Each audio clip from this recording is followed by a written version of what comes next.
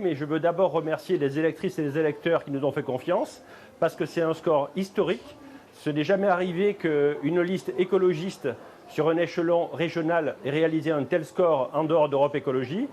Aujourd'hui, c'est la naissance de l'écologie centriste en France, et en plus, elle confirme ce que j'espérais avant le premier tour, c'est que c'est notre électorat qui décidera de l'issue du second tour. Vous allez lui passer un coup de fil ce soir à Renaud Muselier, vous allez vous parler, ça va se décider ce soir? Ah bien sûr qu'on va se parler parce qu'il y a un enjeu grand. Alors c'est vrai que la bonne nouvelle aussi, c'est que le RN est moins haut que ce que nous craignons, mais il reste dangereux, il peut toujours gagner la région. Donc il est capital d'une part que la stratégie qui soit prise soit celle qui fasse perdre M. Mariani, mais qui par ailleurs fasse que la région devienne plus écologiste, plus animaliste, plus citoyenne. Et c'est bien l'écologie au centre qui porte ce projet. Concrètement, vous allez imposer quoi comme condition?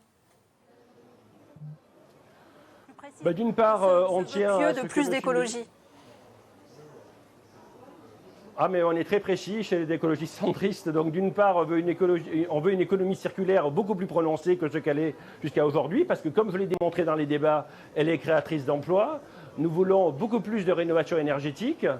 On veut des fermes paysannes, des AMAP, les systèmes d'échange locaux. On veut vraiment un projet écologiste et on ira voir M. Muselier avec une dizaine de propositions.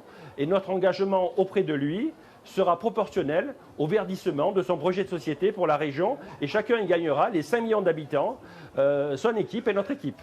Et au positionnement, à votre positionnement sur sa liste aussi, ça va compter?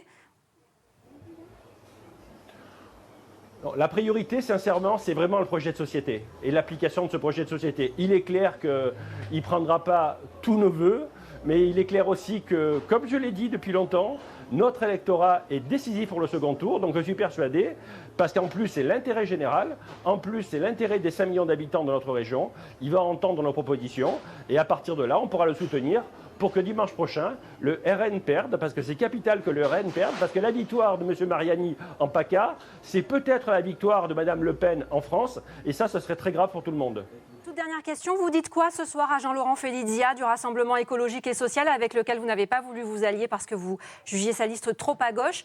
Vous lui dites qu'il doit se retirer? Il est vrai que le RN a fait moins que prévu, mais il est vrai aussi que le RN reste dangereux. Il est clair que s'il y avait un accord entre M. Felizia et M. Muselier, les électeurs de gauche qui voteraient pour la liste Muselier feraient fuir les électeurs de droite vers la liste de M. Mariani. Donc il faut être cohérent et logique. Et je suis persuadé que M. Felizia ainsi que la direction nationale d'Europe Écologie, la direction nationale du PS, la direction nationale du PC et de Génération S, évidemment, ils doivent sortir la liste pour ne pas prendre le risque que le RN gagne.